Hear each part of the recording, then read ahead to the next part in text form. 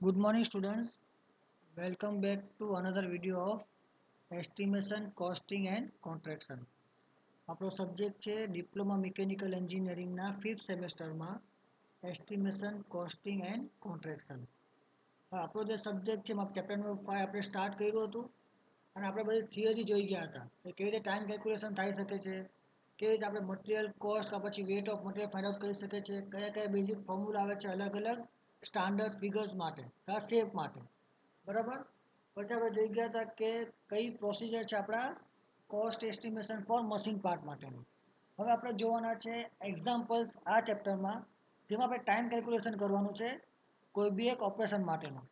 તો આપણે એક્ઝામ્પલ્સ આપેલા છે. ફર્સ્ટ એક્ઝામ્પલ છે a hollow spindle is bored to enlarge a hole from 20 mm to 25 mm up to 100 mm depth in a single cut. શું કીધું કે આપણે એક સિંગલ કટ કરવાની છે અને 25 mm વાળો હોલ છે એને આપણે બોરિંગ કરીને 20 mm વાળા ડાયામીટર વાળા હોલને બોરિંગ કરીને 25 mm ડાયામીટરનો કરવાનો છે. બરાબર. અને શું કીધું એસ્ટિમેટ બોરિંગ ટાઈમ. આપણે બોરિંગ ઓપરેશનનો ટાઈમ ગણવાનો છે.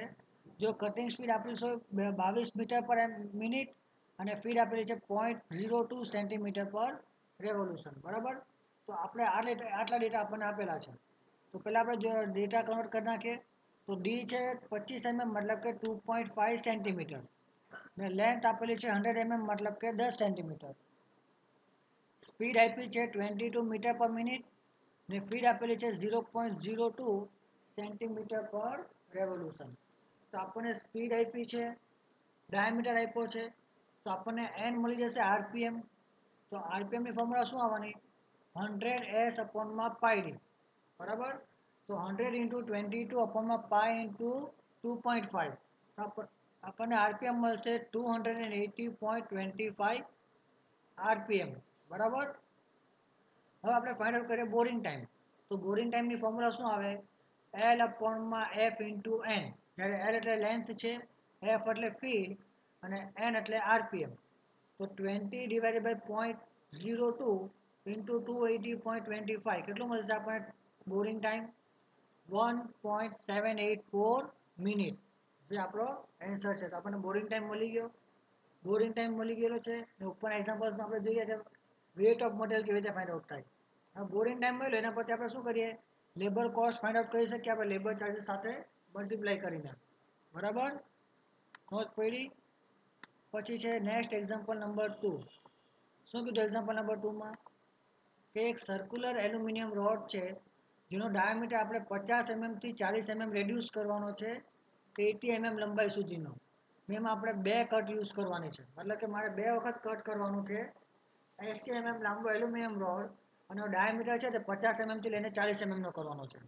તો આપણે કેટલું ડાયામીટર ઘટાડવાનો છે 10 mm નો. મતલબ કે 1 સેન્ટીમીટર ડાયામીટર આપણે ઘટાડવાનો છે 2 કટમાં. તો એ કટમાં કેટલું જવાનું 0.5 સેન્ટીમીટર જેટલું આપણે કટ કરશું એક કટમાં. બરાબર.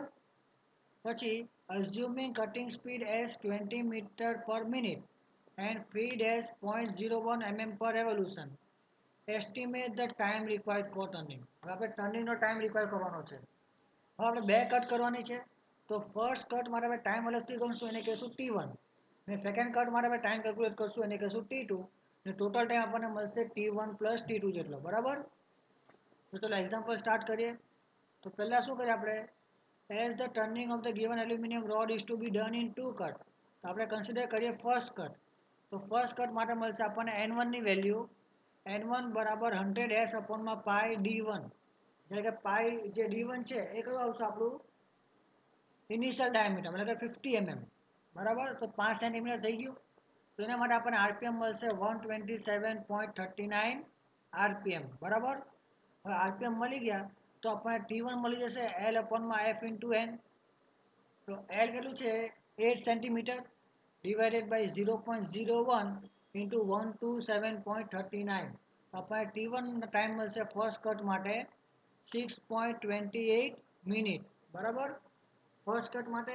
હવે ફર્સ્ટ કટ આપણે કરી ગયા અને આપણે શું થવાનું ડાયામીટર છે તે 50 mm માંથી 0.5 મતલબ કે 5 mm રેડ્યુસ થઈ જશે એટલે કેટલું આવશે 4.5 સેન્ટીમીટર આપણું ડાયામીટર આવશે સેકન્ડ કટ માટેનું. તો એના માટે N2 ની ફોર્મ્યુલા આવશે 100 s અપોનમાં પાઈ ડી. જે આપણે ડી કેટલું લેવાનું આવશે 4.5 સેન્ટીમીટર એટલે કે એક કટ આપણે કીધું એટલે શું થવાનું 0.5 સેન્ટીમીટર જેટલું આપણે શું કરશું રેડ્યુસ કરી નાખવાના છે. તો એના માટે આરપીએમ મળશે આપણને 141.54 આરપીએમ અને ટાઈમની વેલ્યુ કેટલી આવશે L/F/n. તો આપણને સેકન્ડ કટ માટે ટાઈમ મળશે 5.65 મિનિટ્સ. તો ટોટલ ટર્નિંગ ટાઈમ શું થવાનો T1 પ્લસ T2 એટલે કે 6.28 પ્લસ 5.65 તો મળશે 11.93 minutes which is nearly equal to 12 minute. તો આપણને 50 mm થી 40 mm જો રેડ્યુસ કરવું હોય ડાયામીટર બે કટમાં તો એના માટે ટાઈમ કેટલો લાગશે 12 મિનિટનો. બરાબર સમજ પડી ગઈ. પછી આપણે જોઈ જાય નેક્સ્ટ એક્ઝામ્પલ નંબર 3. શું કીધું 12 mm thick laminated plate is made from 8 mm thick brass અને 4 mm thick MS plate. 12 mm એક લેમિનેટેડ થીક પ્લેટ આપણે બનાવી છે જેના માટે આપણે યુઝ કર્યું છે 8 mm જાડી બ્રાસની પ્લેટ અને 4 સેન્ટીમીટર લાંબી એમએસની પ્લેટ. બ્રાસની થિકનેસ છે તેની કેટલી આવશે આપણું 8 સેન્ટીમીટર આવશે. બરાબર. પછી a hole of 20 centimeter diameter is to be drilled in this plate. આ જે 12 સેન્ટીમીટર જાડી પ્લેટ છે એના અંદર આપણે 20 સેન્ટીમીટર ડાયામીટર વાળો હોલ ડ્રીલ કરવાનો છે. Find the drilling time using following data. હવે આપણે ડ્રિલિંગ ટાઈમ કેલ્ક્યુલેટ કરવાનો છે. આપણને આપ્યું છે cutting speed of brass 40 metre per minute, cutting speed for MS આપ્યું છે 30 મીટર પર મિનિટ, ડ્રિલની સ્પીડ આપેલી છે બ્રાસ માટે 0.30 mm પર રેવોલ્યુશન અને ડ્રિલ સ્પીડ ફોર એમએસ આપ્યું છે આપણું 0.25 mm પર રેવોલ્યુશન. બરાબર. તો પહેલાં આપણે શું કરીએ બ્રાસ માટે કેલ્ક્યુલેટ કરી જાય ટાઈમ આપણો. તો બ્રાસ માટે ટાઈમ આવશે આપણું પહેલાં આપણે ગણીએ N1 ની ફોર્મ્યુલા. તો N1 બરાબર 100/πd1. તો ડાયામીટર કેટલો છે 20 સેન્ટીમીટર છે. બરાબર. ને સ્પીડ કેટલી આપી છે આપણે 40 મીટર પર મિનિટ. તો 100 × 40/π × 2 કેટલું મળશે 636.94 આરપીએમ. N1 મળી ગયું. હવે બ્રાસ પ્લેટની લંબાઈ કેટલી છે આપણી 8 સેન્ટીમીટર જેટલું. બરાબર 8 સેન્ટીમીટર જેટલું આપણે હોલ કરવું પડે ને. તો એના માટે લેન્થ આવશે 8 સેન્ટીમીટર, સ્પીડ આવશે 0.03 અને N1 આપણને મળેલું છે તો T1 મળશે આપણને 0.383 મિનિટ. બરાબર. તો આપણને T1 મળી ગયો કે આપણે બ્રાસ પ્લેટમાં જો હોલ કરવો હોય બરાબર 20 mm ડાયામીટર વાળો તો આપણે શું કરવું પડે 0.383 મિનિટ લાગવાની છે. હવે આપણે ફાઇન્ડ આઉટ કરીએ એમએસ માટે. તો એમએસ માટે D2 કેટલું આવશે 2 સેન્ટીમીટર આવશે ને સ્પીડ આપણને આપેલી છે 30 મીટર પર મિનિટ. તો આપણે મળશે N2 ની વેલ્યુ 477.7 આરપીએમ. બરાબર. હવે આપણે 4 સેન્ટીમીટર સુધી થ્રી પ્લેટ છે આપણી કઈ એમએસની પ્લેટ તો એટલું આપણે લેન્થ મળશે ડ્રિલિંગનું. તો ડ્રિલિંગનું લેન્થ આવશે L2 બરાબર 4 સેન્ટીમીટર. તો T2 કેટલું મળશે L2/F/N2. તો આપણે time for drilling hole in MS plate કેટલું મળશે 0.335 મિનિટ્સ. બરાબર. તો ટોટલ ડ્રિલિંગ ટાઈમ કેટલો મળવાનો T1 પ્લસ T2 મતલબ કે 0.383 પ્લસ 0.335 તો કેટલું મળશે 0.718 મિનિટ. તો ટોટલ ડ્રિલિંગ ટાઈમ કેટલો લાગશે આપણે 0.718 મિનિટ જેટલો ટાઈમ લાગશે આપણે 12 સેન્ટીમીટર થીક લેમિનેટેડ પ્લેટના અંદર ડ્રીલ કરવા માટે. સમજ પડી એક્ઝામ્પલમાં કેવી રીતે ડ્રિલિંગ ટાઈમ કેલ્ક્યુલેટ કર્યો. પછી છે next example number 4.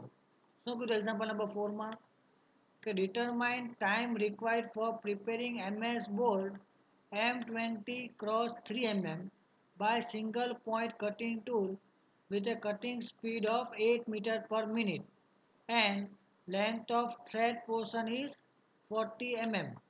Consider number of cuts required for threading is 8. તો શું કીધું કે આપણે એક એમએસનો બોલ્ટ બનાવવાનો છે M20 × 3 mm. બરાબર.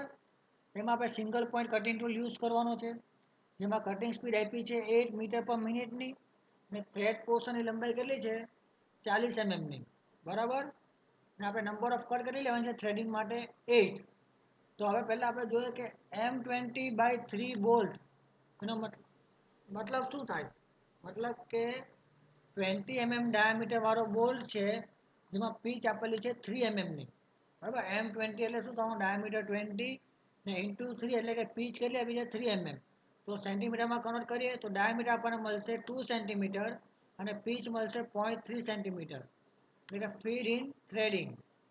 ને આપણને એસ આપેલું છે 8 મીટર પર મિનિટ. લંબાઈ આપેલી છે 40 mm. જે આપણી પોર્શન છે થ્રેડેડ પોર્શનની જે લંબાઈ છે તે કેટલી આવવાની 4 સેન્ટીમીટર. ને નંબર ઓફ કટ આપણને આપેલું છે 8 સેન્ટીમીટર. આપણે ટાઈમ ફાઇન્ડ આઉટ કરવાનો છે. બરાબર. તો પહેલાં આપણે એન ફાઇન્ડ આઉટ કરી લે.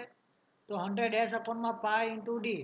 એસ આપ્યો છે આપણને 8 મીટર પર મિનિટ ને ડાયામીટર આપણને આપ્યો છે 20 એટલે કે 2 સેન્ટીમીટર. તો આરપીએમ મળશે આપણને 127.39 આરપીએમ. હવે થ્રેડિંગ ટાઈમ પર કટ એટલે કે એક કટ માટેનો થ્રેડિંગ ટાઈમની ફોર્મ્યુલા શું આવવાની? એલ અપોનમાં એફ ઇન્ટુ એન. આપણી પાસે એલ છે 4 સેન્ટીમીટર, એફ આપ્યું છે 0.3 metre per minute mm per revolution. બરાબર. અને આપણે લીધેલું છે એનની 127.39. એફની જગ્યાએ શું લેવામાં આવે? આપણે પીચ લેવામાં આવે. બરાબર. તો આપણને ટ્રેડિંગ ટાઈમ મળશે 1.104 મિનિટ. આપણે ટોટલ 8 કટ કરવાની છે. તો ટોટલ ટાઈમ શું આવશે? Time for 1 cut into number of cut. તો થ્રેડિંગ માટે ટાઈમ મળશે આપણને 0.832 મિનિટ. હવે પહેલી એક્ઝામ્પલમાં સિમ્પલ એક્ઝામ્પલ છે. ખાલી આપણે ફોર્મ્યુલા મૂકવાની છે ને ફોર્મ્યુલામાં આપણે એફની જગ્યાએ શું લેવાનું છે? પીચ લેવાનું છે. એટલે આપણે થ્રેડિંગ ઓપરેશન કરીએ છીએ એના માટે. બરાબર. પછી છે નેક્સ્ટ એક્ઝામ્પલ નંબર 5. શું કીધું? કે એક એમએસ રોડ છે 6 સેન્ટીમીટર ડાયામીટર વાળો ને 25 સેન્ટીમીટર લાંબો. is to be reduced to 5 centimeter diameter by turning operation in a single cut. 6 centimetre diameter વાળો રોડ છે ને 25 સેન્ટીમીટર લાંબો છે. હવે એનો ડાયામીટર મારે ઘટાડવાનો છે ટર્નિંગથી 5 સેન્ટીમીટર સુધી એક જ કટમાં. Find the time for turning operation if cutting speed is 30 meter per minute અને ફીડ આપી છે 0.02 સેન્ટીમીટર પર રેવોલ્યુશન. તો ફીડ અને સ્પીડ આપી છે તો આપણે ટાઈમ કેલ્ક્યુલેટ કરવાનો છે. ડી છે 6 સેન્ટીમીટર, એલ છે 25 સેન્ટીમીટર, એસ આપ્યું છે 30 મીટર પર મિનિટ, એફ આપ્યું છે 0.02 સેન્ટીમીટર પર રેવોલ્યુશન. આપણે શું કરવાનું છે? પહેલાં આપણે આરપીએમ ફાઇન્ડ આઉટ કરીએ. તો આરપીએમ માટે ફોર્મ્યુલા આવશે 100 એસ અપોનમાં પાઈ ડી. આપણને એસ આપ્યો છે, ડી આપ્યો છે, તો એન મળી જશે 159.235 આરપીએમ. હવે આરપીએમ મળી ગયા તો ટર્નિંગ ટાઈમ માટે ફોર્મ્યુલા શું આવવાની? એલ અપોનમાં એફ ઇન્ટુ એન. તો એલ છે 25, એફની વેલ્યુ છે 0.02 આપણને આપેલી છે ને એન આપણે ફાઇન્ડ આઉટ કર્યો. તો ટર્નિંગ ટાઈમ મળશે આપણને 7.85 મિનિટ. બરાબર. તો ગિવન કન્ડિશન માટે આપણે જો ડાયામીટર ઘટાડવો હોય 1 સેન્ટીમીટરથી તો આપણને કેટલો ટાઈમ લાગશે? 7.85 મિનિટનો. સમજ પડી કેવી રીતે આપણે ટર્નિંગ ટાઈમ ફાઇન્ડ આઉટ કર્યો? પછી છે એક્ઝામ્પલ નંબર 6. બરાબર. શું કીધું?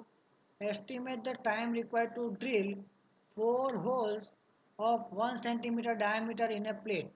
હવે આપણે ટાઈમ ગોતવાનો છે કે 1 સેન્ટીમીટર ડાયામીટર આપણે હોલ કરવો હોય.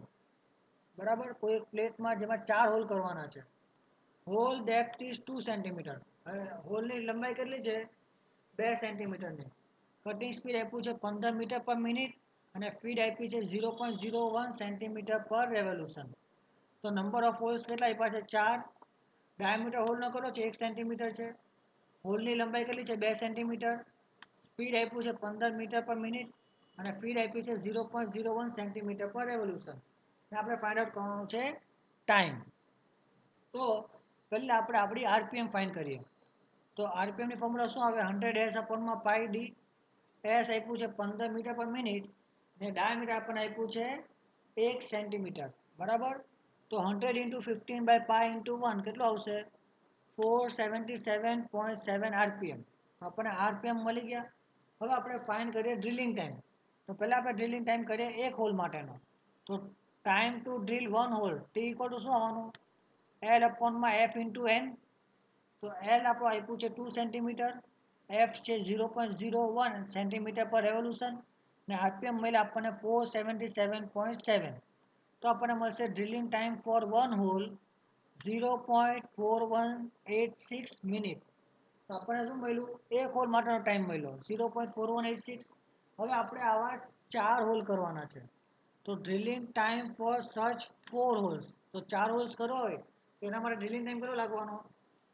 0.4186 ઇન્ટુ 4 કારણ કે 4 હોલ કરવાના છે ને તો કેટલો મળશે ટાઈમ આપણે ડ્રિલિંગનો ટોટલ ટાઈમ મળશે આપણે 1.675 મિનિટ સમજ પડી. હવે આપણા એક્ઝામ્પલ છે ટાઈમ કેલ્ક્યુલેશનના. હવે ટાઈમ કેલ્ક્યુલેશન કર્યું એના પછી આપણને લેબર કોસ્ટ મળી જશે ને મટીરિયલ વેટ મળ્યું એના પછી આપણને મટીરિયલ કોસ્ટ મળી જશે. તો મટીરિયલ કોસ્ટ પ્લસ આપણો લેબર કોસ્ટ કરો તો શું મળશે આપણને ટોટલ કોસ્ટ મળી જશે આપણા કમ્પોનન્ટ માટેનો. સમજ પડી. હવે આ લેક્ચરમાં કે એક્ઝામ્પલમાં કે આ ચેપ્ટરમાં કે સબ્જેક્ટમાં કોઈને બી કંઈ બી ડાઉટ હોય કે પ્રોબ્લેમ હોય મને કોન્ટેક્ટ કરી શકે છો, મેસેજ કાં કોલ કરી શકો છો, કાં પછી કોમેન્ટ સેક્શનમાં કોમેન્ટ પણ કરી શકો છો. આ વિડીયોને લાઈક કરો, શેર કરો અને ચેનલને સબસ્ક્રાઈબ કરો. Thank you for watching this video.